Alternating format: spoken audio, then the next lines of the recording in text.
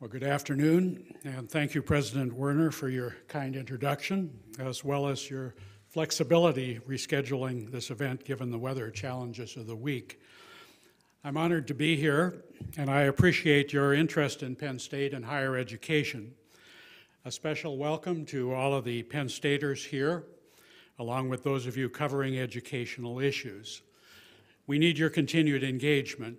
Again, thank you for joining us. And thank you for bringing along the Penn State cookies. According to Google News, there are over 45,000 stories about Penn State and Sandusky.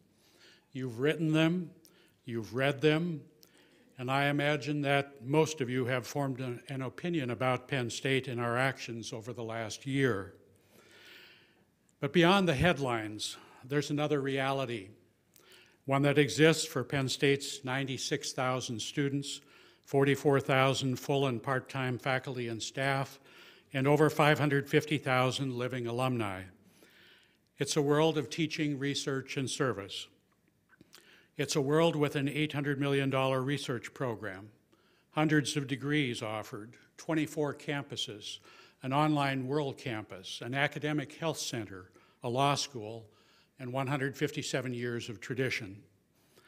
It's also a world that has continued to face ongoing controversy surrounding Jerry Sandusky, our Board of Trustees, current and former administrators, and me. The legal process continues to unfold as evidenced by the Attorney General's further charges leveled yesterday. Today I want to tell you something about my world, with the realities of running an institution the size and scope of Penn State, while dealing with widely divergent perceptions. I want to share the many wonderful activities and accomplishments of our students and faculty and staff over this agonizing year. By any reasonable definition, they are newsworthy stories, but I understand that you may not be willing to listen to them until we show you how this year has changed us. What have we learned about ourselves? And what are we trying to do with that knowledge? I will speak candidly about how the last year has affected Penn State and how the impact has gone beyond central Pennsylvania to shape policies at colleges and universities across the nation. Then I'll share our strategies for the year ahead. To begin, let me take you back to last year, when Penn State received the repugnant news that a former assistant coach had molested young boys, in some instances on our campus. Immediately, as they did with all of you, our thoughts turned to the victims of these horrific crimes. And in the days that followed, we saw the removal of the senior leaders of our university and athletic program, including the popular president and iconic football coach. At the time, I was serving as the executive vice president and provost, a position I have often called the best job in higher education. My retirement was within my sights. When the Board of Trustees asked me to serve as president, I accepted, knowing full well that the months ahead would explore uncharted territory for our university. Many times I've been asked, why did you say yes? The answer has never changed. I've devoted 35 years of my professional life to Penn State. My children attended Penn State. I believe deeply in our mission and in our ability to contribute to the greater good. I knew I needed to step up and serve. I also knew that Penn State is a great university that will endure as it has always endured, will recover, and will continue to advance teaching, research, and service. In those early weeks, I heard from Penn State's many constituents through more than 5,000 emails and letters and hundreds of phone calls and personal contacts. People were shocked, upset, concerned, disappointed, and yet supportive of the university. Meanwhile, as the story played out in the media, in alumni circles, and in every corner of our campuses, voices that had remained silent for many years began to speak up. Victims of child abuse wrote to my office. These individuals were abused by family members and acquaintances, Indeed, only 10% of sexual abuse is perpetrated by a stranger. They were part of the chilling estimates. 1 in 5 girls and 1 in 10 boys are sexually abused by the age of 18. The majority of those victims will never tell anyone, even if they've been asked. The letters were powerful, expressing bottled up pain, shame, and struggles these individuals have lived with over many years. For some, this was the first time they had shared their story. Another has written regularly and met with some of my top administrators to collaborate on ways to help victims of child sexual abuse. I found these stories to be heartbreaking, but I also found hope in them. Those who wrote were entrusting their stories to us, and more importantly, they were looking to us to help tackle what is an insidious, hidden, and epidemic issue. They still believed in our capabilities, even as we wrestled with our own despair about what had happened. Their issue became our issue, and we resolved to move forward by using all that is right about Penn State to take on this nationwide problem of child abuse. And we resolved to do it by doing what we do best, that is teaching, research, and service. Beyond that, we have something even more powerful, our student body. Within the first days of the crisis, it became clear that the students weren't going to wait for us to lead them. They were moving forward with unity and a constructive energy that's been inspiring to all of us. Here are just 2 quick examples.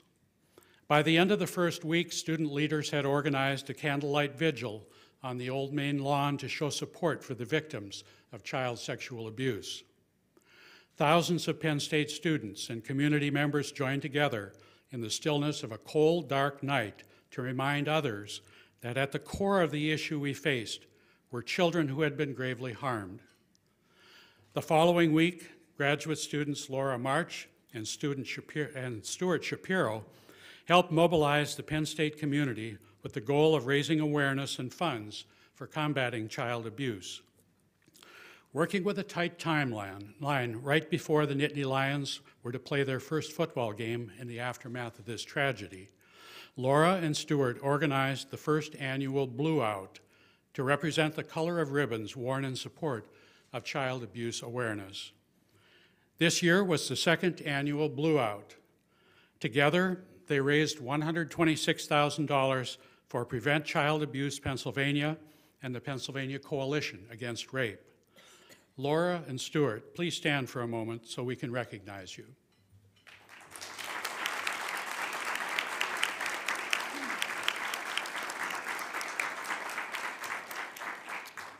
Thank you. Penn State alumni have also shown their support, raising nearly $550,000 for RAIN, the country's largest anti-sexual violence organization. Those are just a few examples of many acts, large and small, that were organized and carried out by Penn Staters. What's more, students continue to respond to the crisis while still doing the things Penn State students have always loved to do: study and learn, participate in clubs and activities, make friends, look forward to the future, and cheer on 800+ student athletes in 31 varsity sports, including a football team, I might add, whose performance on and off the field has made us proud. As administrators, we tried to balance the need to move ahead with the need to reflect on and correct the underlying issues that brought us to the crisis in the first place. The trustees began by asking former FBI Director Louis Freeh to lead an independent investigation, which yielded 119 recommendations on how to enhance our internal policies and practices. We've already implemented more than 1/3 of these recommendations, and many more are nearing completion.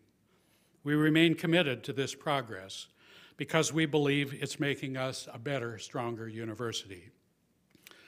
And we're committed to the fight against child abuse. Central to this effort is the newly established Center for the Protection of Children, based at the Penn State Hershey Children's Hospital, and our ongoing partnership with the Pennsylvania Coalition Against Rape. Earlier this week, we completed the first Penn State National Conference on Child Sexual Abuse. This forum brought together leaders and experts from law enforcement, pediatric medicine, prevention research, and education. We formed the Penn State Network for Child Protection and Well-Being, comprised of 35 faculty members with interdisciplinary expertise. The aim is to accelerate the pace of discovery by linking research and practice, and to build the network with additional researchers, practitioners, and teachers. Dr. Susan McHale, Director of the Social Science Research Institute and one of the co-organizers of the network, is here with us today. Susan, can you please stand and be recognized? Thank you.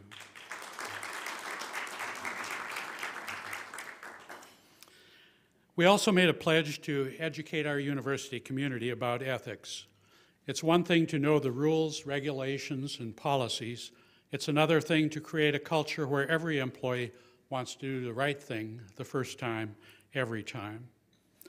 Through training and awareness-building efforts, we're trying to help people understand the how, when, where, and why of reporting. I assure you that Penn State takes this commitment very seriously. That's not a glib promise. To prove it, we have stepped up our efforts in compliance. Like most universities, Penn State has dozens of compliance professionals. They're responsible for ensuring research funds are appropriately used. They monitor our NCAA compliance, our financial reporting, conformity to federal laws covering privacy rights and crime reporting, and they administer many more regulations related to the health, welfare, and safety of those on our campuses, including our patients. What we've discovered, however, is that despite our staffing, there were gaps in the system, and we lacked a central compliance office where these efforts can be coordinated. We have since hired the university's first full-time compliance coordinator to ensure Penn State's overall compliance with the Clery Act. With this new position, our goal is to not only ensure that Penn State meets the requirements set forth by federal law and the U.S. Department of Education, but to become a leader in campus safety, security, and compliance. Another example of is the Athletics Integrity Agreement between the NCAA and Penn State, with oversight by Senator George Mitchell. This should help put the question of athletic integrity to rest, even as we implement changes. There's a great deal that is right about athletics at Penn State. Our student athletes graduate well above their peers nationwide. This year, they earned an 88% graduate success rate compared to 80% for all Division I schools. The football team's rate is 91%. This level of achievement spans all sports teams, academic majors, and ethnicity. Notably, African American student athletes earned a record 90% rate, which is 25 points higher than the national average. Indeed, other universities are closely watching Penn State's actions so they can strengthen their policies, mitigate risk at their institutions, and make their campuses safer. States from California to Florida have introduced legislation to make it clear that child abuse reporting is not only a moral duty, it's the law. This is tremendous progress. Laws strengthened, policies tightened, governance revisited, and institutions made safer, and our work continues. That brings us to today, on the brink of the one-year anniversary. Civil lawsuits, perjury trials, and we can expect more fallout to come. Over the last year, we have learned much about ourselves, our many cultures, our values, and our vision. We're still working through some difficult issues, but the question remains, where do we go from here? The answer can be found by returning to Penn State's core mission, teaching, research, and service. Our bottom line is delivering an outstanding education to students. Our students are our top priority. I repeat, our students are our top priority, and they are doing great things. For example, this year, our journalism students captured the national championship in the William Randolph Hearst Foundation's Journalism Awards program. Engineering students took top honors in the National EcoCar competition. Others are racing to get their vehicle to the moon in the Google Lunar X Prize competition. Meteorology students won the National Weather Forecasting Challenge. And notably this week, more than 3,400 Penn State meteorology alumni were tracking Hurricane Sandy for the government, private industry, the military, media, and education. In addition, this fall, we welcome one of the largest and most academically accomplished classes in our history after receiving a record 123,000 total applications for admission. These successes define who we are and where we're going. We need to support those students and faculty members because they depend on us. Our alumni and the people of the Commonwealth of Pennsylvania depend on us for educational opportunities, economic development, and competitiveness. And our nation depends on us for groundbreaking research and training for the next generation of leaders, scientists, thinkers, and teachers. Allow me to put a few faces on the Penn State community. Will Kat Powers and Will Martin please stand? Kat and Will are student leaders working to fight pediatric cancer through the service to Thon, the largest student-run philanthropy in the world. Since 1977, Thon has raised more than $89 million for the Four Diamonds Fund at the Penn State Milton S. Hershey Medical Center. We brought along DVDs of the documentary, Why We Dance, the Story of Thon, for all of you. So please pick up a copy on your way out. It's an incredible story. Thank you, Will and Kat.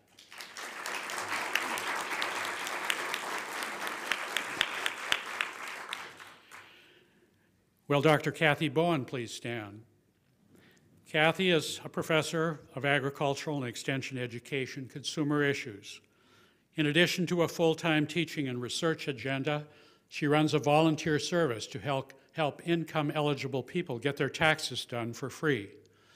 Last year, the program completed nearly 700 tax returns and saved the elderly, working families, and students at least $133,000. The program's total economic impact was nearly $1 million. Thank you, Kathy. Finally, I want to introduce Dr. Sandeep Prabhu and Dr. Robert Paulson, who are both professors in our College of Agricultural Sciences. Could you please stand? Their inspiring collaboration discovered what could be a promising treatment for leukemia. In laboratory tests, the compound they developed targeted and killed leukemia stem cells without relapse. Their team, which includes undergraduate as well as graduate students, is now working to move this compound into clinical trials as soon as possible. Thank you, Bob and Sandeep.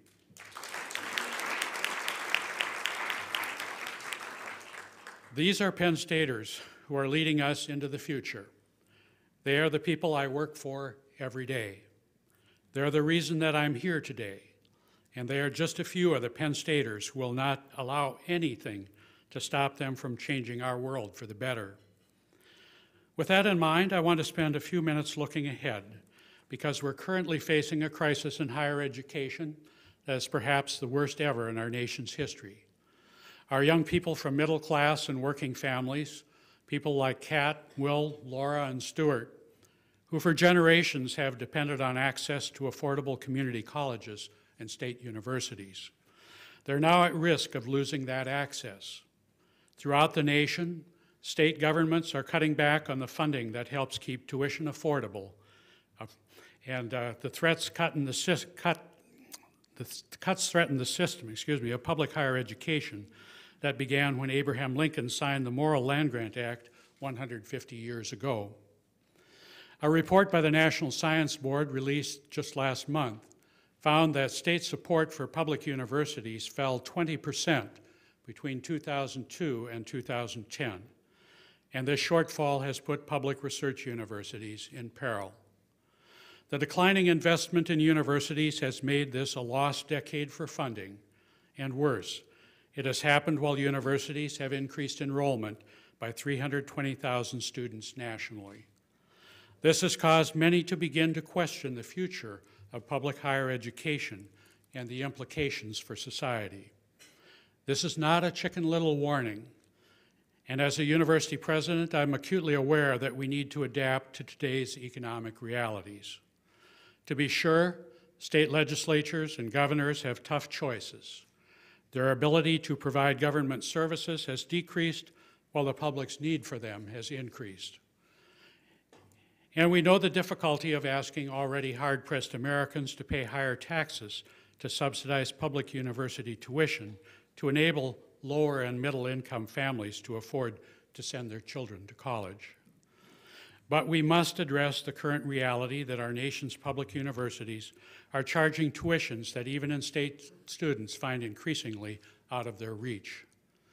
Without a doubt, everyone in leadership at public universities can and must do a better job of reducing costs and improving education. Further belt-tightening must occur on university campuses everywhere. Every member of the university community shares that responsibility. We at Penn State know this, and we're turning over every stone to find savings and efficiencies while improving learning outcomes. This year, we had the lowest tuition increase in 45 years. We have trimmed budgets, cut programs, and consolidated functions, but you can't do 21st century science in labs left over from the days of Sputnik or before. And as the CEO and psychologist Sean Achor has said, if we study what is merely average, we will remain merely average. Our students and our nation deserve better, and we must do better if we intend to compete in the global economy. Last year, I traveled to China and visited several universities. The national investment in these universities, their research facilities, and higher education is something to behold. Over the last 30 years, China has had a 58-fold increase in spending on education, health, and social investments. According to a report from the Center for American Progress, by 2030, China will have more than 200 million college graduates, which is more than the entire U.S. workforce. In 5 years, India will be producing 5 times as many college graduates as the United States. These are the facts that drive the decisions we must make as we position Penn State to succeed in the future. Part of that strategic planning will require getting out and staying out in front of the information technology revolution, which has been among the most significant drivers of educational change in the last 15 to 20 years. It's also been like a runaway train. One response to the higher education funding crisis has been increased appeals, especially from legislators and business leaders, for higher education to drastically increase online education. The hope is that more students will receive college degrees faster and at less cost. In fact, research shows that, done appropriately, the application of technologies can both improve learning outcomes and decrease the costs of delivering that education. But so far, big savings have proven elusive. Nonetheless, massive open online courses are testing the market. Dozens of universities, including MIT, Harvard, Princeton, and Stanford, now offer these classes, prompting headlines like, "College may never be the same." So stay tuned. It could be a wild ride.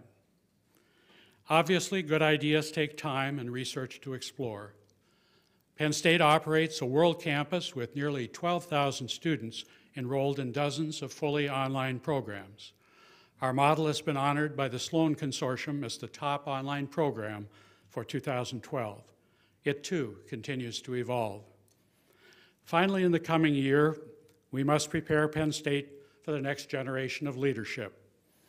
I announced that I will be retiring by June 2014, and the Board of Trustees is about to begin the search for the next president.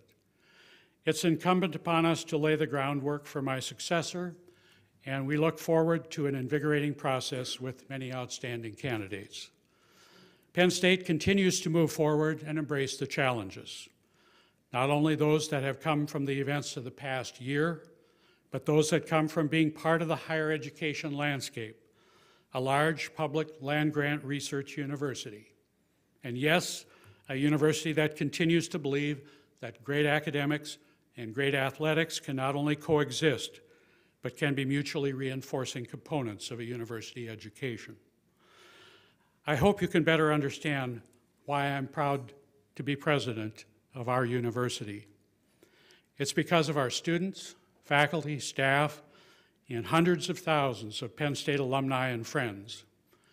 Our difficulties are not over, but I assure you that Penn State's best days are still ahead. Again, thank you for the opportunity to share these thoughts with you. Thank you.